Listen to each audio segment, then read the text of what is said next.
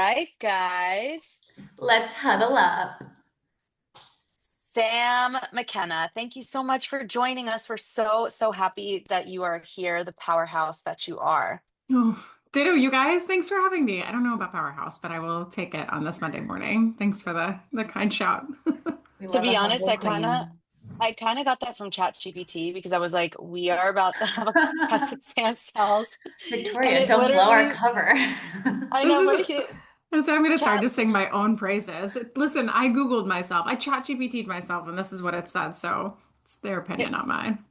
it literally said that you're a Amen. powerhouse. And I'm like, no, she really is. Oh, What a so compliment, though. My God, chat is like the best. thanks, chat. Yeah.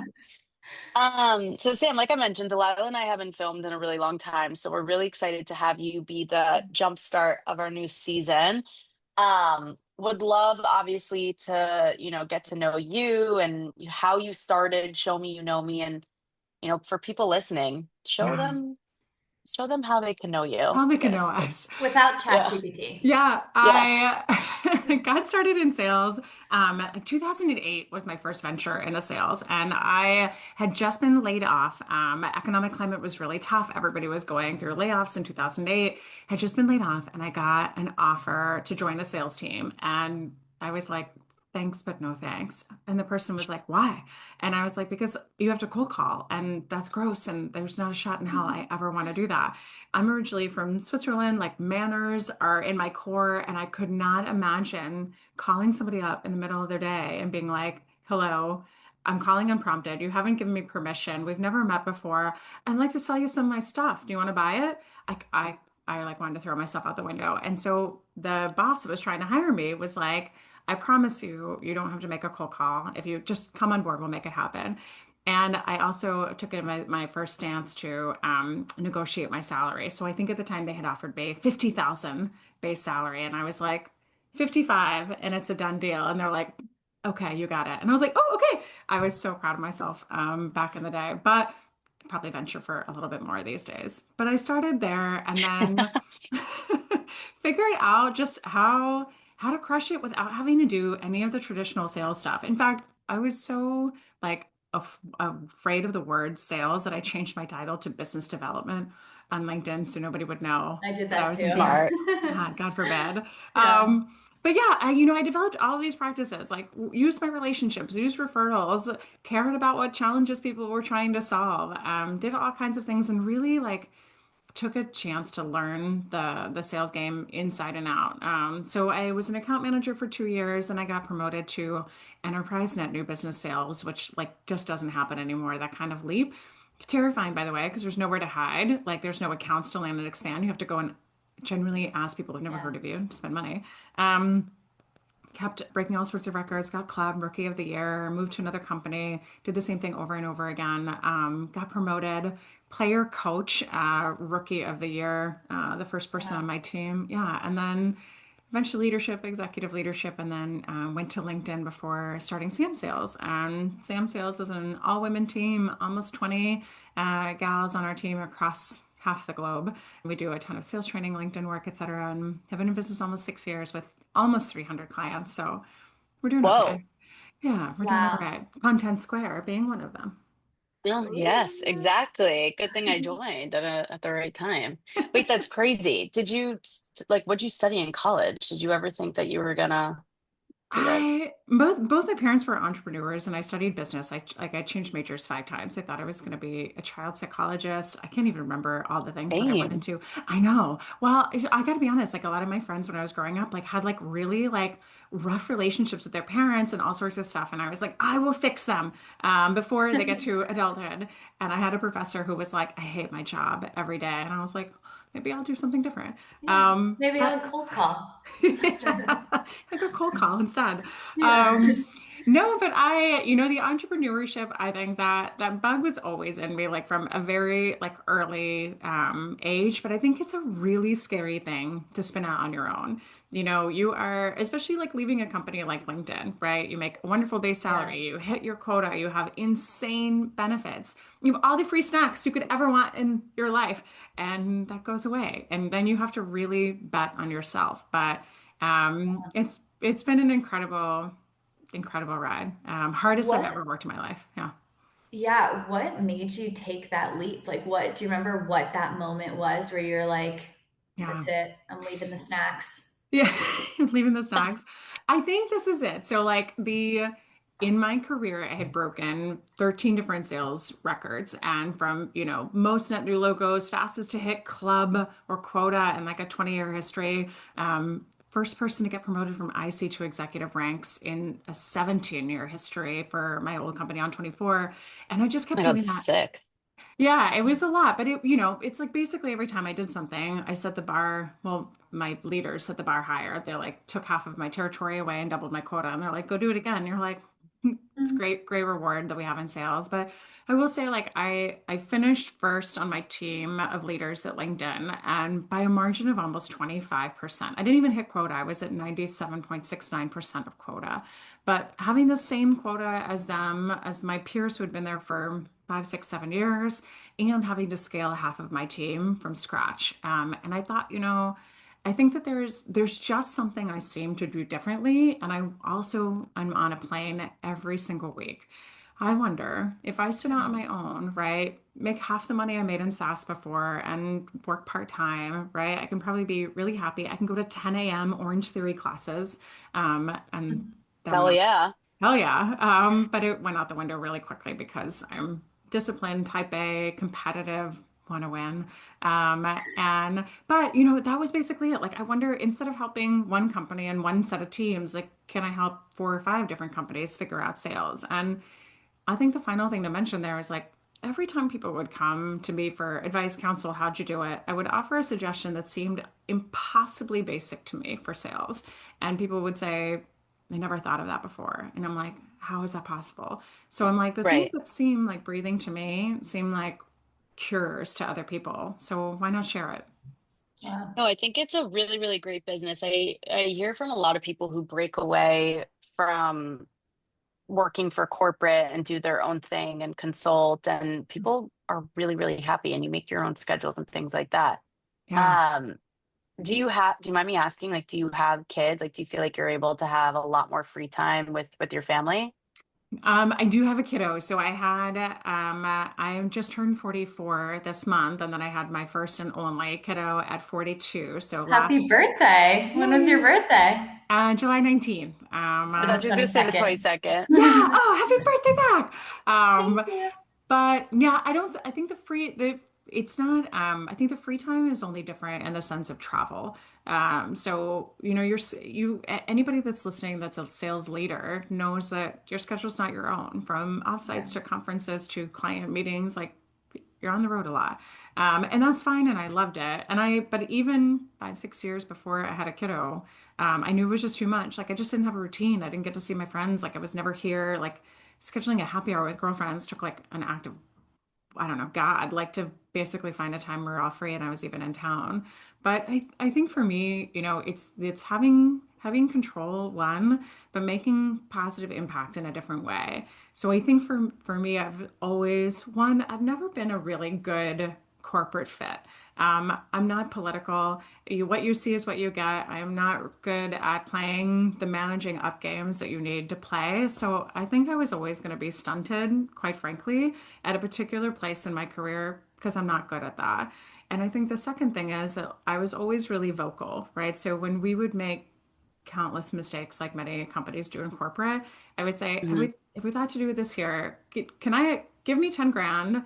Like, let me run my own marketing event. Let me do this. Let me show you what can be done. And I think depending on how you deliver that news, which I wasn't always great at, it cannot be received the right way. And then, you never get to do things your way. So what I loved about building this business was not only about making positive impact, doing things my way, testing all the things we've done really beautifully with that I thought we should always do. But on top of that, we give away 3 hours a week to pro bono efforts. We've raised over $150,000 for charity over the course Wow. of our 6 years. We just give a shit about the community around us and world and trying to make a difference in people's lives. So it's just I work harder than I've ever worked in my life. And at 5 o'clock or 5:30, when I push back because I now time for not to be CEO, to be mom, It's really hard, especially when it's your business. But it's Yeah. so worth it. That's what Where are I you heard. based? There's no like Oh, turning off. Sorry, Victoria. no, Yeah, you're yeah. fine. You're right. There is no turning off. There's zero turning off. I posted a picture, which is basically my everyday that like I throw my little boy in a stroller, my dog on a leash, and I'm literally like walking like this while like trying to balance everything, trying to like catch up on my last slacks, like send voice memos. And I think I have a decent balance on the weekends, and really try to schedule all my slacks too, so I don't bother our team. But it's a lot, and I'm slowly learning to let go of a little bit more, especially sales calls. I'm on them a lot, so I'm trying to not be as much. I'll get there. I think it's good that you get on sales calls too, because it's like you're the the face of the brand. You are the show me you know me. You know, when people think of that, they Yeah. think of you. Oh, I guess if, people who have maybe never heard of you or anything like that, like how would you describe what show me you know me is?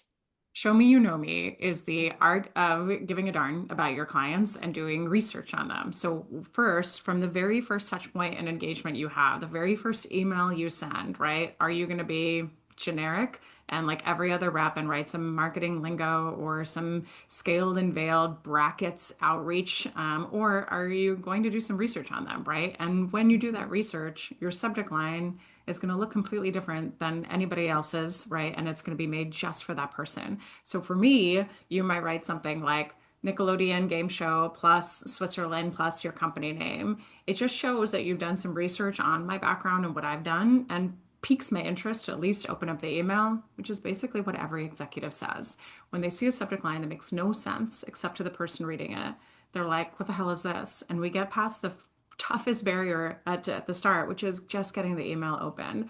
So it starts there, but then what do you learn about your clients when you get on a call, right? Like what's in their background? Do you hear kids? Are there pets? Do they have, I used to have, they're over here now, but I have these pop art Dumb and Dumber dolls of Harry and Lloyd.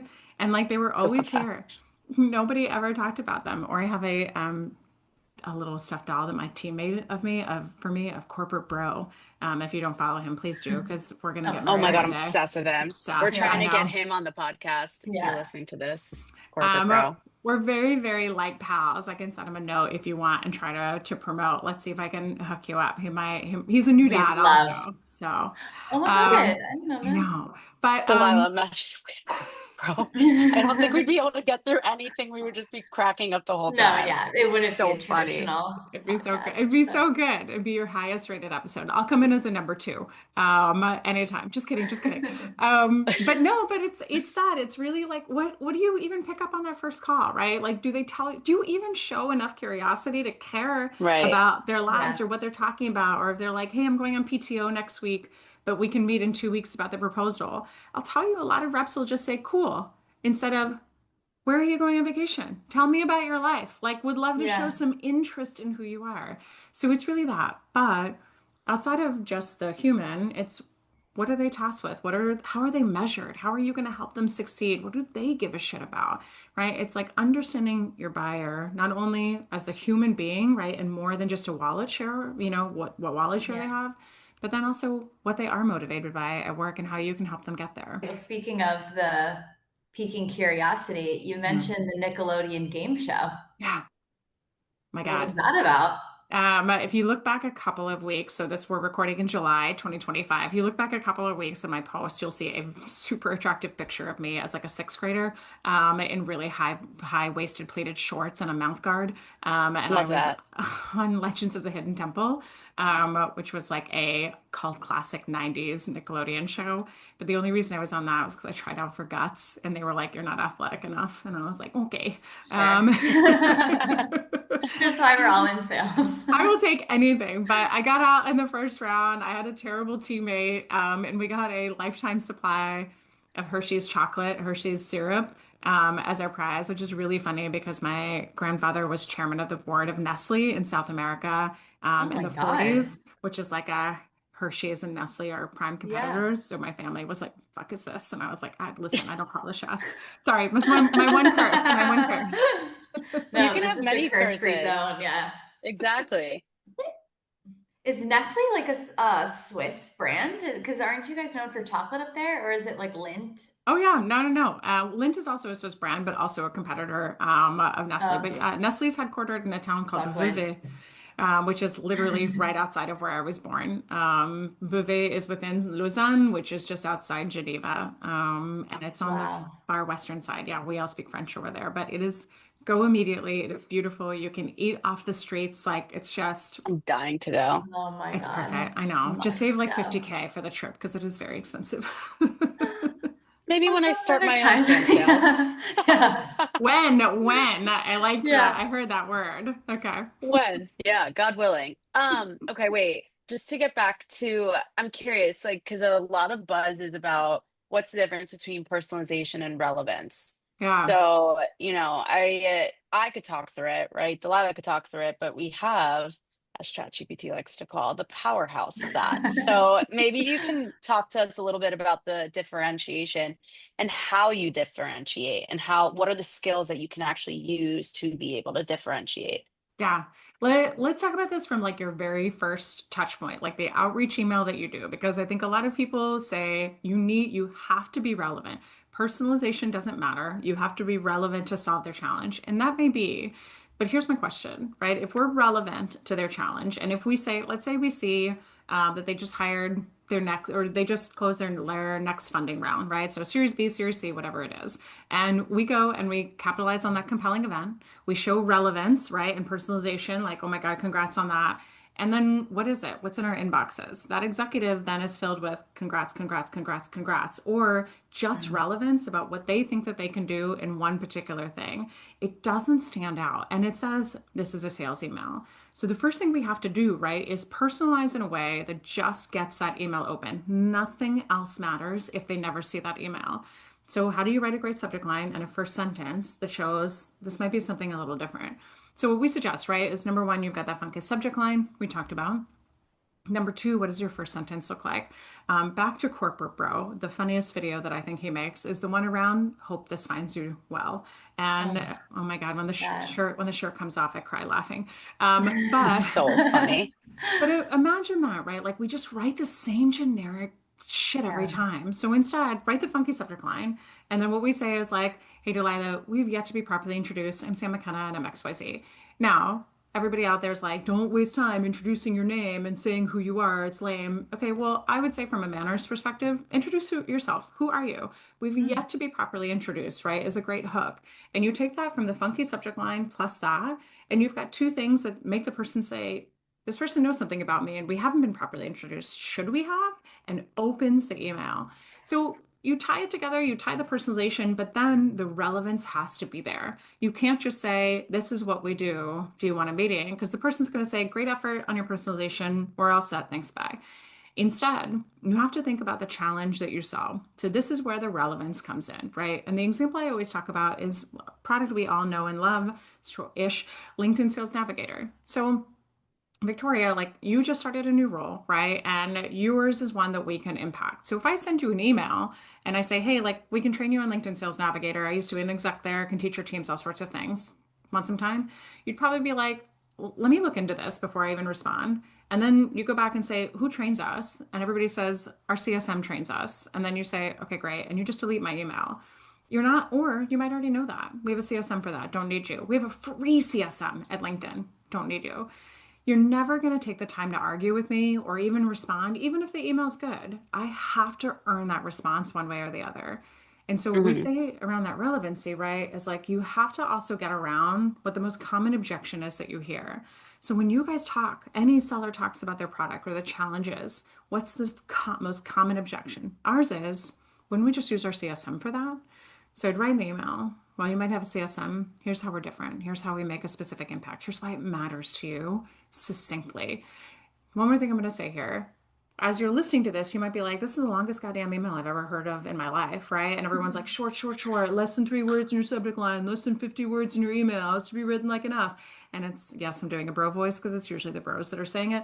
But here's my thought, right? Sometimes it's me and Delilah, so I guess we're the pros too. No, I actually, this is so refreshing. I want you to finish though, but okay, just keep going. I'm No, like, all good. mind blown right now. I want to talk about it, but the length of the email to me, right? If like you do a good job, if like you put in the effort and you do a good job in that email, someone's going to read it. Not if it's like 100 miles long, like two thumb swipes. Like you should be able to succinctly talk about your show me, you know me, value proposition, right? The challenge you solve, and then your objection in two thumb swipes on a phone. But when you do that, at least somebody's curiosity will be piqued. At least you will give them that FUD, fear, uncertainty, and doubt that maybe they're not doing things the right way, or maybe the reason that they have adoption issues, second thing that we hear most commonly with LinkedIn Sales Navigator, maybe the reason they have that is because of the point that I'm going to make in the email. And then they're like, huh, right? And maybe they solicit for feedback, or maybe they write back and say, you might be onto something, like I'm willing to hear you out. Someone is not going to read a super short email that says, noticed you're hiring. We've helped companies like yours do XYZ. You want to chat? Because guess what? You and let's say, other people wrote the same short F50 word email. So who are they going to say yes to? They sure as hell aren't going to say yes to 4 people for 30-minute meetings. We don't have that kind of time. They're going to say yes to the person that actually articulated value, got around it, and said, if you spend time with me, it will be well spent. I'm going to stop yelling now. No, please keep yelling. Amazing. Yeah, like yell at me. Okay, to Victoria's point, I feel like, and I won't speak for both of us, but I used to definitely be like that, where I was like, because that's kind of how we were taught, 2 to 3 word subject lines, get right to the point. If we can lead with personalization, do that. But rather than even 2 thumbs scrolling, to your point, it was like, just look at it for 1 second. Can you read it? Like if you were on your phone. And that's kind of how when I joined my new role, I don't know, almost a year ago now, probably like 8 months or so. That's how I was teaching it. But I'm also the type of leader that is like, you try this out, but try whatever you want out also. And whatever's working, that's what's working. That's what we'll go with. But like, let's try different things out.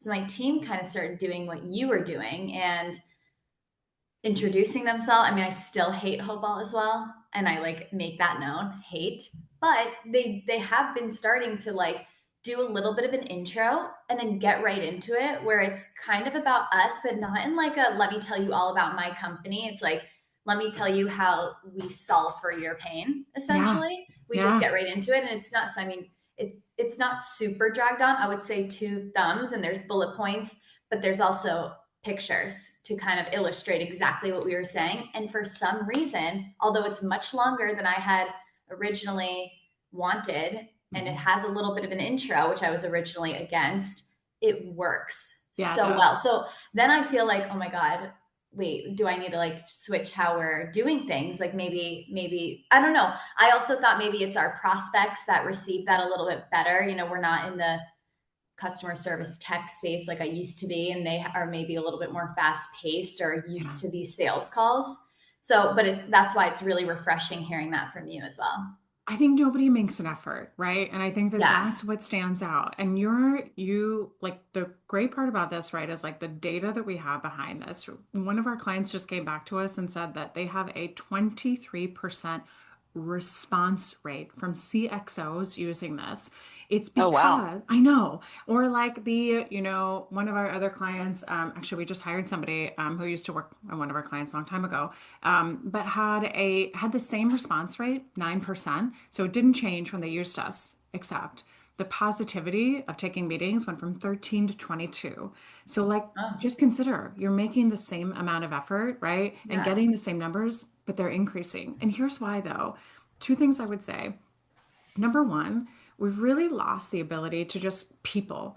We're doing the same thing that everybody is doing, and execs are so over scaled and veiled outreach. So like pulling in the brackets on names and things like that company, and then even pulling in the brackets. I see that you went to Florida State University in Tallahassee, Florida. Oh my God, give me a break, right? Like just humanize it. And I think that that's what execs want. They just want somebody to just make a goddamn effort. But I think the second component to that, right, is like you think about how do I do that at scale? How I'm supposed to reach out to 500 people this week. How the hell am I supposed to invest in them? And here's the thing. Don't reach out to 500, reach out to 50. And if you Yeah. were Right. reaching out to like, I don't know, EVP, who's the highest title that at some point would be involved in your deal? CRO, Mhm. CTO, whatever it is, reach out to them. Go skip. Make an effort. Yeah, because their inbox is worse. The higher you go, the worse it is, and the more likely Right. yours is going to stand out. So go get after it. It's not so scary. I would say the biggest piece too is like the data, because like you were just able to back all of that with data. So if someone wants to challenge you on like, no, I actually think it's way too long of an email and it's not going to work, you have the proof and like Yeah. right there. And that's something Delilah and I talk about. That's just something Delilah and I talk about too, because sometimes we'll be like, oh my God, these emails are so long. But Delilah's like, we're both like, but they're booking meetings and they're working. So like, who Yeah. cares Who what am we I? think? Like, yeah, Right. exactly. Our opinion doesn't matter. Like as long as it's booking meetings and our team is doing well, like, Yeah. then that's it. And I think like a lot of people just focus on what they think looks good and not what actually the data is showing.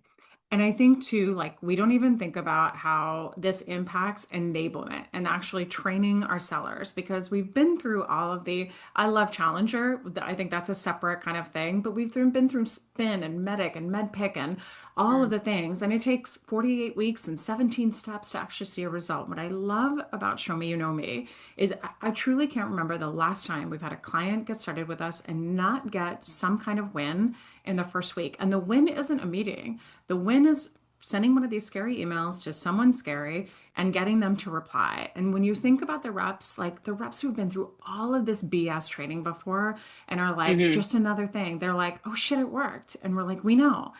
I'll give you just a great example. Four Kites was a client of ours in Chicago, reached out to the chief logistics officer of Tory Burch, right? We all know Tory Burch, massive, massive company. Chief logistics officer, give me a break. How in the hell is that person going to respond? And mutual fraternity use the note the like their motto whatever, I'm sure it's a different word, in the subject line. The guy responded like 3 hours, like no time at all, and said, we don't have a need for you. Great email. I never respond to these, but I'm responding because you made an effort. So not only did it work, but then those executives are like, this is why I responded. Do it again with everybody else. But Yep. you then have a foot in the door. Thanks for the response. Can I connect with you on LinkedIn? Can I stay in touch? Will things change? Is there a better time to reach out to you? I mean, go get after it, right? And then you put this person in the list in Sales Navigator. You follow up in 6 months. You nurture them. You say, I'm going to be in Atlanta. Can I meet with you? Oh my God, my heart is racing. Like there's so much opportunity from I one love the go. passion. Yes. Yeah, I could talk about this a very long time. No, No, this is amazing. Like this is exactly what Victoria and I just go back and forth on Oh, daily. yeah, Um, anytime you want daily. to know, give a shout. yeah, no, I kind of, oh my God, I just want to pick your brain so bad. I don't know how much time we have left, but like this is something I'm like dying to know because I did a little chat work myself prior to our call, and something that they said that you also talk to with a lot of your clients is how to offer tips to work Mm. best with your account directors or account Mm. executives. We call them directors, Yeah, and your SDRs. Oh, So that's something we need. yeah. we need that because I'm like, okay, we just fixed one piece of our puzzle. Now I would love your insight on that. Yeah, I think one thing is like we don't set these relationships up to be positive from the get-go, right? So we're often just like, here's your SDR, like go figure it out. We don't give it like AEs have absolutely no idea for the most part how the hell to manage a person or what they're supposed to be doing or what amount of accountability or ownership they can really have in the partnership and the way that they work. Right. And to no Right. Right. fault of them, because they're just trying to get a job done. We're just trying to help, right? Facilitate. So it's like, how do we close that gap?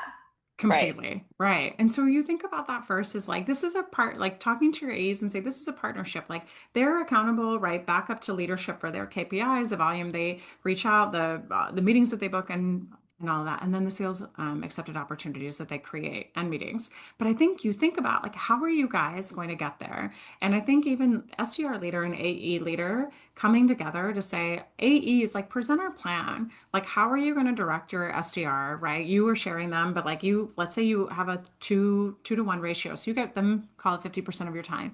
How are you directing them? How are you going to make a plan? How are you segmenting out the accounts? What are you educating them to do so that they have the opportunity to really really learn from that AE.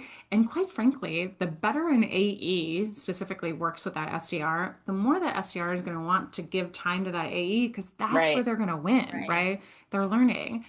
I think the other interesting thing is like if you're an AE and you have an SDR that really shows high potential, like start to let them shotgun some of your calls or tell them, I'm going to Totally. give you this account, right? Like go prospect into it. And when you get it, I'm going to let you run it. I'm going to let you, I'm still going to get paid. Like, I'm not going to get paid what I'm going to get paid. I'll still get the commission, but I'm going to let you run it. I'm going to coach you. I'm going to ride shotgun. I'm going to tell you what to do. I'm going to see how you structure the proposal. Like, what a kick-ass way, right, to get them really ready for that next level, and just showcase their chops a little bit more to get to that AE level. Delilah and I talk about this all the time. And I think most SDR leaders too. It's like, how do you partner better with your AE leaders? And how do you Mhm. get them to be on the same page? Because if they're not on the same page, their team's not going to be on the same page. Right. Is this something that you and your team like focuses on, or it's more so when you provide the training, it's all about like the way of how to do outreach, but there's not actual consulting on how you get leaders to work better together? That would be a good idea, actually, now that I think about it. We don't have anything formalized for that. We just get the questions all the time and we're like, well, what are you doing now? And we basically can act as an executive sponsor or as a consultant to say, here are some gaps that you guys haven't thought about. Like, this is where you can be better partners. I Yeah. think the best advice I would give is much like the same advice that we give to sales and marketing leaders, right? And I think sales, I have almost never gotten along with my marketing side, right? Except for the people that like have really said like, I have no, there's no ego in what we're doing, Hmm. right? Like, I want for us to be chasing the same goals instead of pointing fingers. As soon as we point fingers, right, and say, well, you didn't provide enough leads, you haven't converted enough, you haven't gotten this, whatever, it's a shit show. But I think if we just say, like, you and I are chasing the same exact goal, right? And it's how to make your BDR as successful as possible and how to make your AE get all of those over the line. So, how do we honestly look at our process and say, what's broken here, what's broken here, what's broken here, and how can we just be better together? I think that's even what works really well inside Sam Sales and like our head of enablement, and product Kim and strategy. She wears a lot of hats, newly promoted too. But she and I like Congratulations, Kim. Congratulations, Kim. She and I debate quite a bit with alternating points of view, and I think the reason it works is because we know the end goal is just for us to win. It doesn't matter who's right, right? It's just like, oh shit, I never looked at it that way. Or have you considered this? Well, no, because then this would happen. Ah, yeah, you're right. There's no pride in. It's not about winning. It's about winning together, right? Right. However that happens. So I think it's making sure that your silos are broken and you guys are just like, listen, there's shit we can do better, there's shit you can do better. So let's have an honest conversation what that is, and then like link arms and then crush everybody else around us. 100%. I think there's Yeah. just so many personalities, and you said it yourself. Like the silos just need to be broken, and people need to start trending in the right direction. Yeah. Um, I know we only have a few minutes left. We always like to ask our guests of what's one piece of advice, whether it's personal, professional, that you or a motto that you really live by. Hmm. I would say a few. So I would say one thing, like maybe broader realms, is I think your greatest joy is on the other side of fear. And I really truly believe that in everything that I've done. Terrified, terrified, terrified to start a business. Oh my God. The rewards it has given me. Terrified, terrified, terrified to become a mom. How would my life change, right? Am I gonna hate my life as a mom? Am I ever gonna sleep again? Oh my God. Oh my God. I'm mad that I didn't do this sooner, right? So I Oh, think that's one thing is you think about those things that like you maybe want, but you're terrified to do, right? Change jobs, leave, take a gap year, whatever the hell it is. Like give it some thought because I think if we let fear go, holy shit, right? What can come of it? And then I think the other thing is like, to me, don't be too quick to get promoted. And that might seem like odd advice, but I think if you're an SDR, you've been an SDR for 12 months and you're crushing it, so your role. Do this for another 6 months, 9 months. Talk to your AE, shotgun those deals. Get to start to do this process before you are on the hook for quota. Because when you are on the hook for financial quota, you are on the hook, and that PIP is going to come up really quickly. So continue to just hang out and do that. If you are in mid market and you are dying to go to enterprise, hang out for another 6 or 9 months, figure out how to create enterprise deals out of your mid-market accounts, right? Like learn the foundations. And what I think is so key about that is that I still prospect, I'll say it like a 7-figure earning CEO. I still prospect. I still do discovery. I still follow up. I still nurture. I still do all of that stuff that we do as SDRs in spite of the position and the earnings that I have. And so if you really master those, you'll kill it. You'll kill it in the future. Mic drop. That Yeah, was, we don't even need to go further. Right. So thank you so, so much. We really, really appreciate your time. And, hopefully we could do this again soon. Yeah. Yeah, Good to see you thank you. today. Like, great to meet you. Perfect. Thanks So for nice hanging out. meeting you.